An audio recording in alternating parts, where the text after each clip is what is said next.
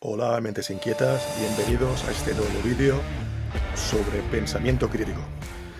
Hoy voy a hablaros sobre la tríada del eneagrama, la tríada mental.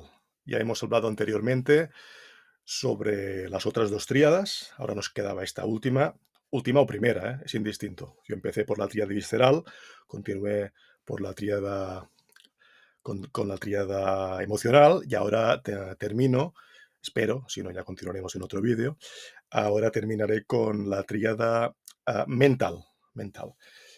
Cuando hablamos de la tríada mental, igual que hablábamos de la visceral y de la emocional, estamos hablando de un centro de inteligencia. Todos tenemos los tres centros de inteligencia, el emocional, el visceral y el mental. Es como un taburete y como neuróticamente nos centramos en cada persona, en uno de ellos, en uno de los tres que tenemos como dominante, quiere decir que tenemos un desequilibrio, ¿eh? Que nos aleja de nuestra esencia, lo que podríamos llamar de nuestra sabiduría, de, como dicen ahora los gurús espirituales, de la mejor versión de uno mismo, ¿eh? Llamadle como queráis, ¿eh? Eso quiere decir concretamente que en la tríada visceral teníamos a personas que estaban en el control. La tríada visceral quiere decir, implica la acción, pero es una acción mal controlada y por eso se quiere controlar el entorno inmediato. ¿Eh? Por lo tanto, no debemos confundirnos. Cuando decimos que una persona es de la tríada visceral, no quiere decir que domine precisamente ese centro de inteligencia, ¿eh? Lo tiene como dominante, ¿eh? Pero está mal adaptado, ¿eh? Funciona de una forma mal adaptativa ese niño desde pequeño, por un tema, como he repetido mil veces en otros vídeos, por un tema de buscar el amor y la seguridad, que no recibe de forma incondicional. Entonces, el visceral se acoge al control y a la acción, pero de una forma maladaptativa. Tiene problemas con su centro de inteligencia. No domina ese centro de inteligencia, que es el suyo, dominante. Dominante porque es donde busca ese control y ese amor, pero de forma, insisto, maladaptativa. Eso es clave en el eneagrama, ¿eh? Un visceral no domina la víscera. Por su parte, un emocional no domina la emoción. Parecería que el emocional tiene una inteligencia emocional superior. Nada que ver con esto. Precisamente tiene que desarrollar mejor su inteligencia emocional. Utiliza la emoción, la utiliza. Pues es un emocional, pero se desborda emocionalmente y por lo tanto no está, insisto, bien equilibrado con las otras dos patas. En el caso del mental, a lo que vamos hoy, le ocurre lo mismo. Tiene como centro de inteligencia dominante el mental, pero ese niño, y luego adulto, claro, que seguirá con la misma neurosis, ese niño perdió de pequeño lo que se llama la inteligencia superior o también llamada la inteligencia calmada. Busca, ya entrando en los mentales, 5, 6 y 7. El mental busca seguridad. Ese es su objetivo, siempre evidentemente desde el piloto automático, desde la inconsciencia, ¿eh? No es que un mental se levante por la mañana y se sienta miedoso y se reconozca como tal, y diga, ¿qué medidas de prevención voy a tomar hoy, ¿no? Para no sentirme inseguro. Evidentemente que esto no funciona así. Insisto, es piloto automático. Para él su funcionamiento, como no ha conocido otra cosa, desde bien pequeño, pues es este. Y evidentemente va a tender a pensar que los demás están equivocados o que son idiotas o estúpidos. Lo mismo que ocurre exactamente con cada uno de los eneatipos, ya sean emocionales, ya sean viscerales, ya sean en este caso mentales, ¿eh? Siempre, como dice Alberto Peña, un gran maestro a quien aprecio mucho de eneagrama, el eneagrama indica cómo cada eneatipo, es decir, cada patrón de carácter, cada patrón neurótico de personalidad, por lo tanto, ve la vida con unas gafas de un color determinado. Si nosotros nos pusiéramos las gafas de un eneatipo 5, que ahora voy a hablar empezar con el 5, con los mentales, pues veríamos que ve la vida de una forma muy diferente a cómo la vemos nosotros, cualquiera de los otros eneatipos, incluso los otros 2 mentales, 6 y 7, ¿eh? Es una forma de ver el mundo, es decir, es una forma de afrontar el miedo, y en ese caso, nunca mejor dicho, estamos hablando de un eneatipo 5, que, como decía, como mental, lo que buscan es la seguridad, ¿eh? Pues entonces veríamos la vida con sus gafas desde la óptica de una persona que su obsesión neurótica, pasa que está acostumbrado y no le llama la atención, insisto, él vive así, pues es buscar todo el rato la seguridad. Ya entrando en el 5, racionalizarlo todo. Es decir, el cuerpo sobra, de hecho, ni lo siento, y el cuerpo solo me sirve para transportarme la cabeza. La cabeza, porque eso ya podéis imaginaros que no son gente de acción, precisamente es lo que les falta. Por eso se centran en el eneagrama, donde veis las flechas, esas líneas, se centra en el eneatipo 8, el 5 se centra en el 8, que en definitiva, para no alargarme, si queréis entrar en el detalle, lo estudiáis, pero el tema es pasar a la acción. Es decir, no solo teorizar, estar en la mente, donde sacan teorías, ¿no? Se rayan mentalmente, de ahí decía que no tienen la mente calmada, ¿eh? Se rayan mentalmente, pero siempre para quedarse en la mente. El objetivo de rayarse mentalmente no es solucionar nada, es sentirse neuróticamente seguros y por lo tanto nunca se sienten seguros porque no hacen lo que tienen que hacer, que es equilibrar, como decía, las otras 2 patas, la emocional, sacar la emoción y pasar a la acción, así estén equilibrados, y esa mente funcionaría de forma calmada y en definitiva sabia. El tipo 5 está lejos, siempre hablo evidentemente de un 5 descentrado, que es en lo que pincha el eneagrama, no en su virtud, que sería la generosidad, y ahora veremos por qué. El eneatipo 5, el saco roto del 5 es buscar solo a través de la mente, rayándose, una tranquilidad. Que, insisto, evidentemente nunca le va a llegar precisamente porque solo utiliza la mente y por lo tanto utiliza mal la mente porque no la equilibra con los otros 2 aspectos de inteligencia, por eso llamamos que son centros de inteligencia, el visceral, el emocional y el mental, solo se basa en el mental. Y entonces es como perseguir, para el 5 no se da cuenta, es como perseguir una zanahoria, ¿no? Pero él se siente en zona de confort dentro de esa inseguridad que busca seguridad.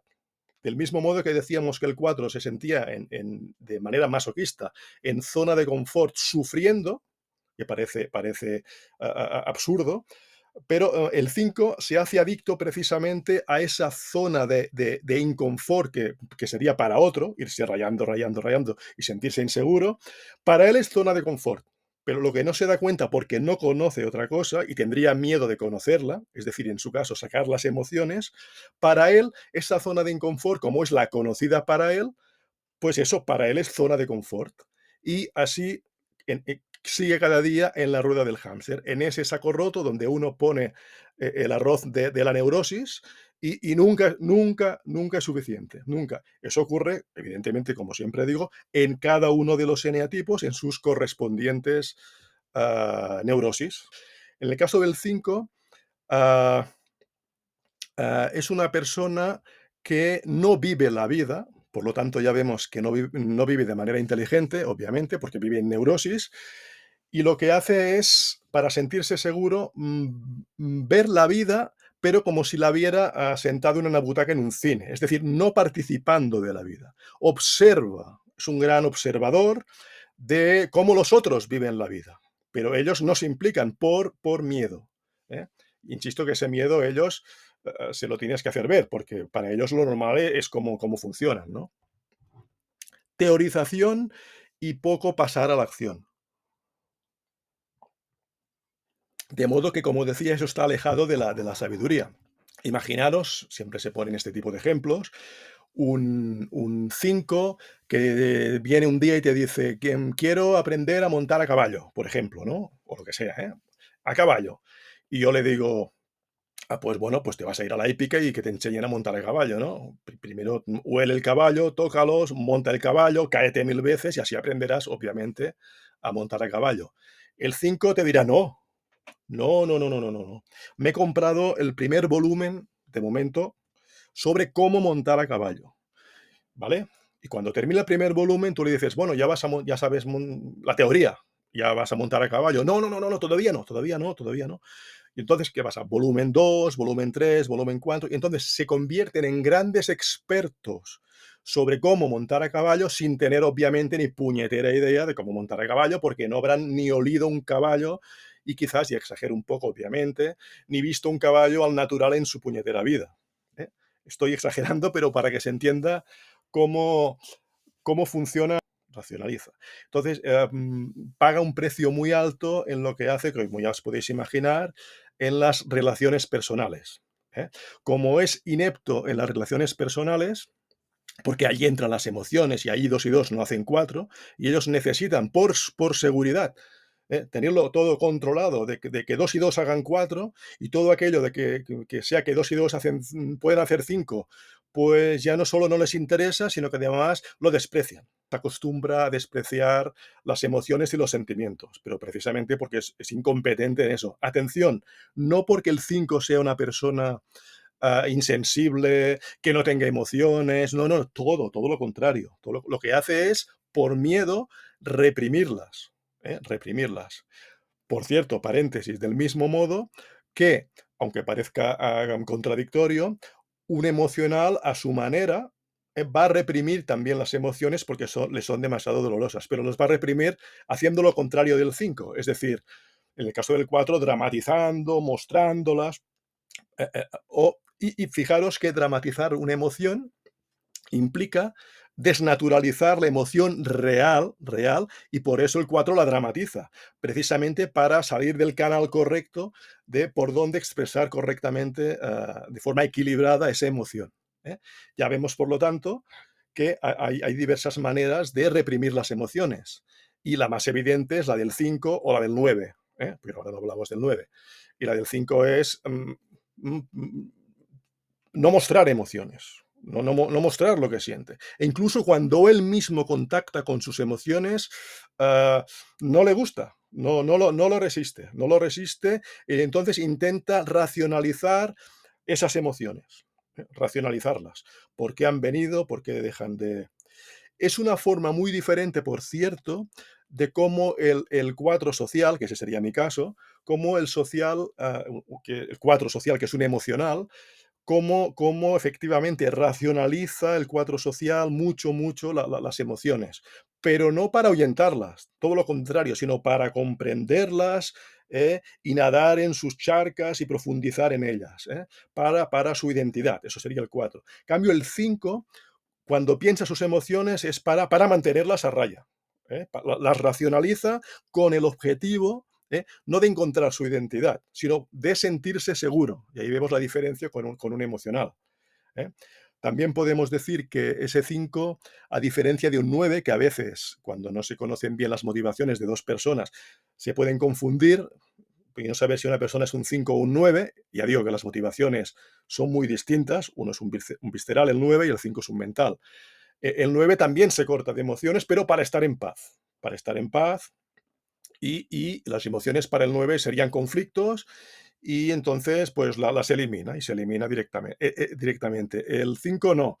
El 5 es fuera emociones porque si no, no me siento seguro. Es un tema de seguridad. El 5 también es un tema de rentabilidad. Rentabilidad. Él se siente neuróticamente desenergizado, como le ocurriría bastante a un 4, ¿eh? Ah, por eso los 2, 4 y 5 están abajo de todo el eneagrama, ¿eh? Es una sensación neurótica, en el caso del 5, de el mundo es peligroso, lo que decíamos del miedo, de la inseguridad, y me tengo que proteger. Y yo soy muy poquita cosa y por lo tanto estoy apegado a mí mismo, todo para mí. Que nadie me pida nada, porque no tendré nada para darle, porque soy muy poquita cosa, tengo poca energía, necesito de todo mi tiempo, de todo mi espacio, y la energía. Entonces lo rentabilizan todo. De ahí que se hable de la pasión del 5, que es la avaricia. es una avaricia de sí mismos, un apego a sí mismo, no se sueltan, no se dan al otro, ¿eh? Se guarda la información para ellos, ¿no? Y en todo caso solo comparten esa información con personas que ellos consideren que intelectualmente están a su altura. Evidentemente, a la altura de ese 5 depende de la persona, obviamente, puede ser bajísima, bajísima, pero para él, y esa es un poco la arrogancia de que acostumbran a tener los 5, insisto, cuanto más descentrado, pues más, ¿no?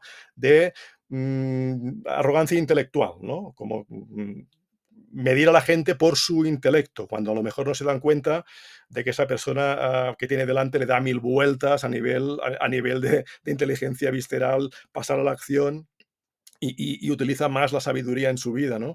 Es mucho más sabia esa persona que él mismo, por más conocimiento que tenga, porque conocimiento no quiere decir ni inteligencia y ni mucho menos sabiduría. Ya vemos que es un tema neurótico. La capacidad intelectual va a depender de la persona. Evidentemente, si un 5 tiene en su caso, una gran capacidad intelectual, pues será perfecto. Pero tampoco le va a quitar la neurosis que utiliza la mente, ¿no? Para retroalimentar esa neurosis. El 5 de pequeño, a grosso modo, recibió como mental inseguridad por parte de sus figuras de autoridad, ¿no? Su madre, su padre, dependiendo el caso, y sufrió básicamente una herida de rechazo, ¿no? Que puede haber evidentemente otras heridas, ¿eh? Son 5 heridas las que puede haber. Normalmente las recibimos como mínimo 4 y hasta 5 heridas, pero tenemos en cada eneatipo una dominante, ¿no? Una, dos dominantes. En el caso del 5 sería la herida de rechazo. De pequeño le agobiaron, no le dieron seguridad, no le dieron un buen apego amoroso, de manera que el niño no aprendió a recibir amor, o al menos amor de la forma correcta como la necesitaba, y se sintió agobiado, muy agobiado y invadido. Y no aprendió, por lo tanto, a cómo él darse al otro, porque lo que hacía era rehuir aquella invasión de la figura autoritaria. Y de ahí el miedo y el apego a sí mismo y el desapego a los demás del 5. Insisto que evidentemente, como todo ser humano, puede contar con los 3 centros de inteligencia, lo único que por ese miedo, por esa neurosis, pues se aferra a la mente. Y ahí está el desequilibrio del eneatipo 5, ¿de acuerdo? Que tiende al aislamiento, ¿eh? Ya digo, y a ver la vida sin vivirla, solo observar la vida investigando libros, conocimiento, para de esa forma sentirse neuróticamente seguro, ¿eh? Son personas que han aprendido muy bien a objetivar, pero no emociones, por lo tanto, a un 5 no le pidas demasiado consejo emocional, relacional, y no nos engañemos, la vida en un tanto por ciento elevadísimo funciona, como no sea profesionalmente, funciona porque somos seres emocionales, mucho antes que mentales, y que reptilianos incluso.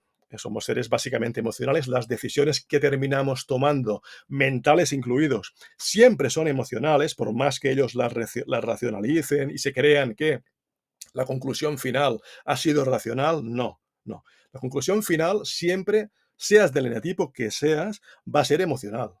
Siempre, ¿de acuerdo? Ahora bien, si a un 5 le pides cuestiones asépticas, cuestiones objetivas en sí mismas, que quiere decir que nunca serán humanas, ¿eh? Entonces pídele consejo, porque él te va a decir exactamente cómo construir ese puente o cómo utilizar un programa en el ordenador, esas cosas que se pueden objetivar y en las cuales ellos se sienten la mar de seguros. Eso no significa, evidentemente, que un 5 no pueda ser un muy buen artista, un muy buen escritor. Claro que sí, ya digo que son muy sensibles, pero nunca van a entrar a la emoción, a la cuestión emocional, ¿eh? Van a hacer un tipo de literatura, ¿eh? Se me ocurre, hay mucho autor de ciencia ficción, ¿no? De cuestiones tecnológicas, cuestiones que requieren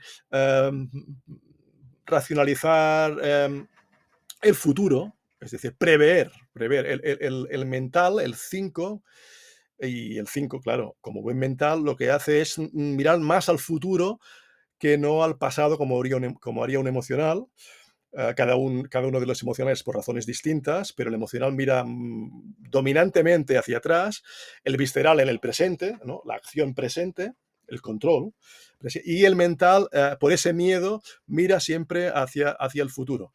Y efectivamente pueden ser los 5 grandes innovadores, porque prevén, por miedo, ¿no? Decía, planifican. Y tenemos, pues, muy buenos literatos, y buenos artistas que son perfectamente 5. Se me ocurre ahora mismo Kafka, que precisamente se cree, hay que ser prudentes, que era un tipo 5. Eso, y se dice, contrariamente a lo que parece, que el gran romántico del eneagrama es el 5 sexual. Su amor es platónico. Prefiere tenerlo en la mente que no hacerlo realidad. Lo que decíamos de no pasar a la acción. Es decir, siempre teorizar, teorizar y nunca hacer. Igual que el 5, vemos que tiene miedo del exterior, de lo de fuera, no se fía de lo de fuera, básicamente de los demás. En el caso del 6 no se fía de sí mismo, ni de los demás ni de sí mismo. Es la duda en persona. Su pasión es la cobardía. ¿Eh? Entonces necesita figuras de apoyo, y por eso son bastante carne de cañón, sobre todo el 6 social, de sectas. No estoy diciendo que todo 6 social esté en una secta, ni mucho menos, a ver, no interpretéis lo que no es. Hablo de la tendencia cuando un 6 social está pues muy descentrado, ¿no? Para que os hagáis una idea. Es no fiarse ni de sí mismos ni de los demás. Entonces necesitan siempre consejo, dudan, tienen que tenerlo todo muy claro, como buenos mentales en futuro. Mañana perderemos el avión. Hay que planificarlo todo porque si habéis visto a Woody Allen al parecer es un 6 conservación. La duda, dudar de todo, de sí mismo, de los otros, ah, prever. Y entonces es eso, es la cobardía, pero fijaros que como el eneagrama va de opuestos, es una cobardía, ah, por eso pide, por cierto, lealtades para sentirse seguro, ¿no? Necesita de personas en las cuales confiar.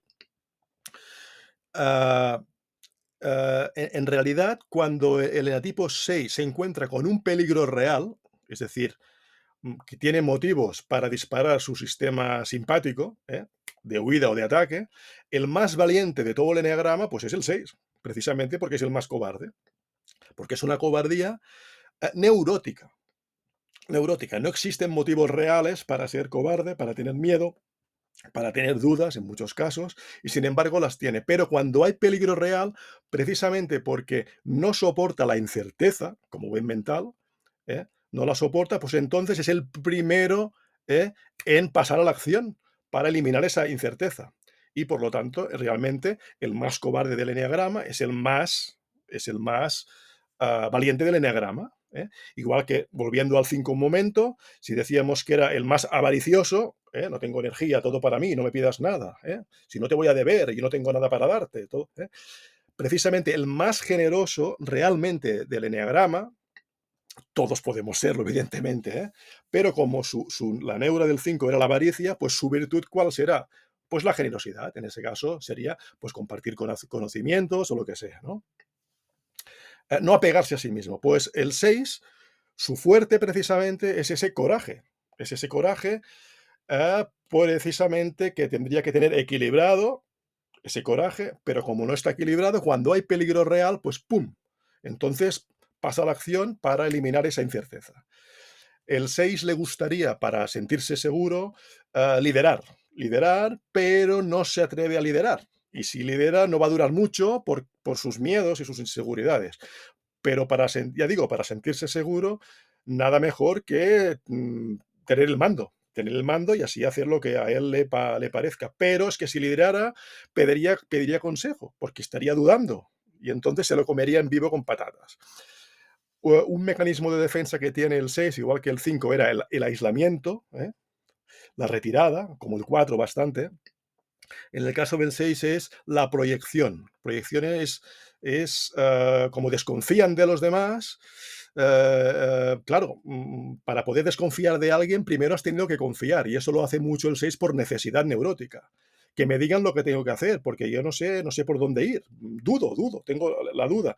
Tienen que guiarme, pero el 6 lo que hace es pasar cuentas a esa persona que le guía o ese grupo que le guía y al cual le es fiel o más bien leal, ¿eh? Porque a la mínima que él considere, aunque no sea cierto, puede serlo, que él considere que le han traicionado, entonces va a desconfiar completamente. Entonces, cruz y raya. Ya vemos que los eneatipos mentales son muy, por ese miedo, por esa inseguridad, son muy desconfiados. El 5 también, son súper desconfiados. Vale. Básicamente ese sería el eneatipo 6, que por cierto, entre sus subtipos hay bastantes diferencias entre ellos. También tiene su contratipo en el subtipo, que es el que menos se parece al 6, que es el que parece que es muy valiente, que saca pecho, pero precisamente porque está muerto de miedo por dentro. Pero hace frente, es el contrafóbico, sería el 6 sexual, que hace frente a esos miedos, pero por miedo precisamente. Y luego termino, el 7 es el que menos se parece a un mental, y parece que todo lo contrario de tener miedo es un echado para adelante y que nada, no parece un mental en absoluto, pero lo es exactamente igual que los otros. Quiere decir que su tema de fondo es la inseguridad y parece, porque es un gran narcisista, que sea todo lo contrario, que sea una persona segura, rápida de mente, porque lo son, que esto no quiere decir, insisto, inteligentes, hay de todo, pero son muy rápidos mentalmente, asocian las cosas, planifican, ya vemos otra vez el miedo, la inseguridad, que no te la muestran, porque todo el día están ah, intentando sentirse divertidos, animados, estimulados, no soportan el sufrimiento. Ese es el problema del 7 y lo que hay detrás, lo que se esconde. No soportan el sufrimiento, no soportan el dolor. Y entonces todo el rato están pensando actividades o situaciones para tapar de forma artificial ese dolor, ese sufrimiento que no están dispuestos a sentir. Y aparentemente son muy optimistas, son muy confiados y son todo lo contrario, precisamente. Son una gente muy miedosa, como todo mental, y lo que buscan es seguridad. Lo que hacen en realidad es hacer una huida hacia adelante para que no les pille el futuro. Es decir, el futuro entendido como la incerteza. Fijaros otra vez en la inseguridad. ¿eh? Tengo que buscarme planes, por eso su fijación mental es la planificación, futuro, fijaros, futuro, como buenos mentales, planificar para que no quede en definitiva ningún agujero donde me pueda pillar el sufrimiento. Es decir, la incerteza, esa neurótica, ¿no? Del futuro. Su pasión, la pasión del 7 es la gula, no solo de alimentos, sino ah, tener mucho de todo y sobre todo para que no quedarse sin variedad, porque si se quedan sin variedad, quiere decir que no tendrán alternativas. Ellos tienen que tener siempre alternativas, poder elegir para, en definitiva, porque el objetivo es este, inconsciente suyo, es no quedarse en el abismo del sufrimiento. Ah, y luego racionalizan mucho para justificar sus artimañas para salirse siempre con la suya.